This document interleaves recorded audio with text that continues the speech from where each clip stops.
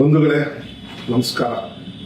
ತುಂಬ ದಿನಗಳ ನಂತರ ಡಿ ಬಾಸ್ ದರ್ಶನ್ ಅವ್ರ ಬಗ್ಗೆ ಒಂದೆರಡು ಮಾಡಬೇಕು ಅನ್ನಿಸ್ತು. ಕಾರಣ ಮೇಲ್ಗಡೆ ಇರ್ತಕ್ಕಂಥ ಫೋಟೋ ನೋಡಿದ್ರೆ ಕರುಳು ಕಿವಿಸ್ದಂಗೆ ಆಗುತ್ತೆ. ಹೇಗಿದ್ದ ಮನುಷ್ಯ ಹೇಗಾದ, ಒಂದು ಸಣ್ಣ ದುಡುಕಿನ ನಿರ್ಧಾರ ಇಷ್ಟೆಲ್ಲ ಅವಾಂತರಕ್ಕೆ ಕಾರಣ ಆಯಿತು. ಚಿತ್ರರಂಗ ತನ್ನ ಪಾಠದ ನಡೀತಾ ಇದೆ.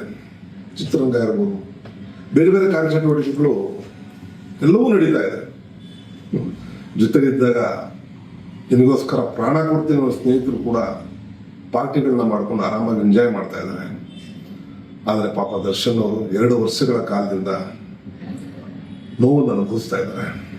ಅವ್ರ ಬಗ್ಗೆ ಇಂಡಸ್ಟ್ರಿ ಇರ್ಬೋದು ಅಥವಾ ಬೇರೆ ಅವರ ಜೊತೆ ಲಾಭ ಪಡೆದಂಥವ್ರು ಏನು ಮಾಡ್ತಾ ಇದ್ದಾರೋ ಗೊತ್ತಿಲ್ಲ. ಆದರೆ ನ್ಯಾಯದೇವತೆ ಆದಷ್ಟು ಬೇಗ ಅವ್ರ ಮೇಲೆ ಕರುಣೆ ತೋರಿಸಿ ಅವ್ರನ್ನ ಬಿಡುಗಡೆ ಮಾಡಬೇಕು ಅಂತ ಆ ದಯಾಮಯನಾದ ಭಗವಂತನಲ್ಲಿ ಪ್ರಾರ್ಥಿಸ್ತೀನಿ. ಭಗವಂತನಲ್ಲಿ ಕ್ಷಮೆ ಇರುತ್ತೆ. ಎಂಥ ದೊಡ್ಡ ತಪ್ಪುಗಳನ್ನ ಮಾಡಿದವರು ಕೂಡ ಇವತ್ತು ಹೊರಗಡೆ ಆರಾಮಾಗಿ ಓಡಾಡ್ಕೊಂಡಿದ್ದಾರೆ. ಹಾಗಂತ ಇವ್ರು ಮಾಡಿದ್ದಾರೆ ಅನ್ನುವ ತಪ್ಪು ಇನ್ನೂ ಪ್ರೂವ್ ಆಗಿಲ್ಲ.